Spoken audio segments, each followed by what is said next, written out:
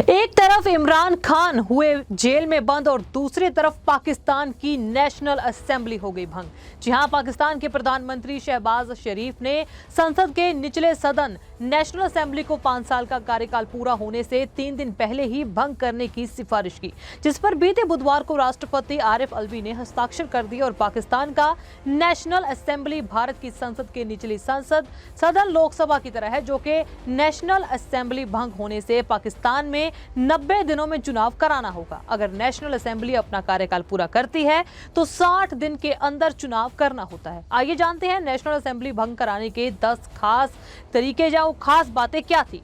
पहली, national assembly भंग होने के बाद पाकिस्तान के कई नई सरकार के गठन तक कार्यवाहक प्रधानमंत्री चुना जाएगा। कार्यवाहक पीएम सत्ता पक्ष और विपक्ष की सहमति से होगा। अगर ऐसी स्थिति नहीं बनती तो पाकिस्तान का चुनाव आयोग प्रस्तावित नामों से कार्यवाहक पीएम चुनेगा। बता दें कि पाकिस्तान की नेशनल असेंबली के सदस्यों की संख्या 342 है, लेकिन इसमें सिर्फ 272 सदस्य की प्रत्यक्ष मतदान के जरिए चुने जाते हैं। बाकी 70 उम्मीदवारों के लिए अप्रत्यक्ष चुनाव होता है और 70 सीटों में 60 सीटें महिलाओं के लिए आरक्षित होती हैं, तो 10 सीटें पाकिस्तान के पारंपरिक और धार्मिक अल्पसंख्यक समुदाय के लिए आरक्षित होती हैं। इसका चुनाव अनुपातिक प्रतिनिधित्व नियम के तहत होता है।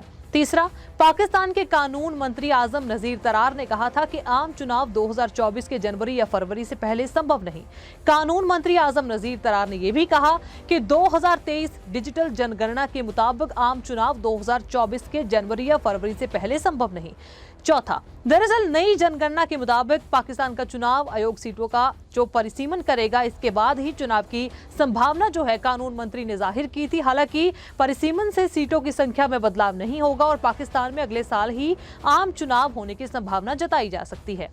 चौथा, जियो न्यूज की रिपोर्ट के मुताबिक प्रधानमंत्री शहबाज शरीफ ने बुधवार देर रात राष्ट्रपति अलवी को नेशनल असेंबली भंग करने के लिए एक पत्र भेजा, जिससे कार्यवाहक प्रधानमंत्री की नियुक्ति या प्रक्रिया औपचारिक रूप से शुरू हो सके। और इसके बाद राष्ट्रपति अलवी के पास 2 विकल्प बचे थे। वे या तो नेशनल असेंबली को भंग करने के लिए तुरंत अधिसूचना जारी कर सकते थे या इसमें 48 घंटे की देरी कर सकते थे। हालांकि उन्होंने इसमें से पहला विकल्प चुना और नेशनल असेंबली को भंग करने का आदेश जारी कर दिया। अगला, मीडिया रिपोर्ट के मुताबिक नेशनल असेंबली समय से पहले भंग होने की सूरत में पाकिस्तान निर्वाचन आयोग 90 दिनों के भीतर चुनाव कराएगा। यदि नेशनल असेंबली ने अपना संवैधानिक कार्यकाल पूरा नहीं किया होता तो चुनाव 60 दिनों के भीतर कराए जाते और इस चुनाव से पहले पूर्व प्रधानमंत्री इमरान खान को 5 साल तक इलेक्शन लड़ने के लिए बैन कर दिया गया।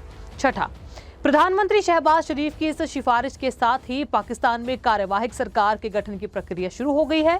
दरअसल पाकिस्तान में नियम है कि चुनाव तटस्थ सरकार के जरिए कराए जाते हैं, लेकिन नेशनल असेंबली के 5 साल का कार्यकाल खत्म होने के बाद नए सिरे से कार्यवाहक सरकार चुनी जाती है। सातवां, निचले सदन के भंग होने के साथ ही मौजूदा सरकार का कार्यकाल भी समय से पहले खत्म हो जाएगा। संसदीय कार्य मंत्री मुर्तजा जावेद अब्बासी ने यह भी कहा एक बयान में कि निर्वाचित सरकार ने अपना 5 साल का कार्यकाल पूरा कर लिया और उसके मंत्रालय के संविधान के अनुच्छेद 48 के तहत संसद को भंग करने का संक्षिप्त विवरण प्रधानमंत्री को भेज दिया गया। अगला, संसद के निचले सदन में विदाई सूत्र को संबोधन करते हुए प्रधानमंत्री ने अपने सांसदों का धन्यवाद किया।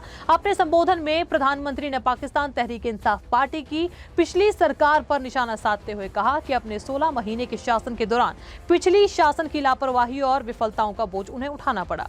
9वां, शहबाज शरीफ ने कहा कि उनकी सरकार को बाढ़ और आर्थिक चुनौतियों का सामना करना पड़ा। उन्होंने कहा पिछले सरकार ने अंतर्राष्ट्रीय मुद्रा कोष के साथ हस्ताक्षरित समझौते का उल्लंघन करके पाकिस्तान की प्रतिष्ठा को नुकसान पहुंचाया। 10वां, अपने भाषण में प्रधानमंत्री शहबाज शरीफ ने बिलावल भुट्टो की तारीफ की और पूर्व प्रधानमंत्री इमरान खान को फटकार लगाई। उन्होंने कहा कि पीटीआई सरकार ने मित्र देशों के साथ पाकिस्तान के संबंधों को नुकसान पहुंचाया है।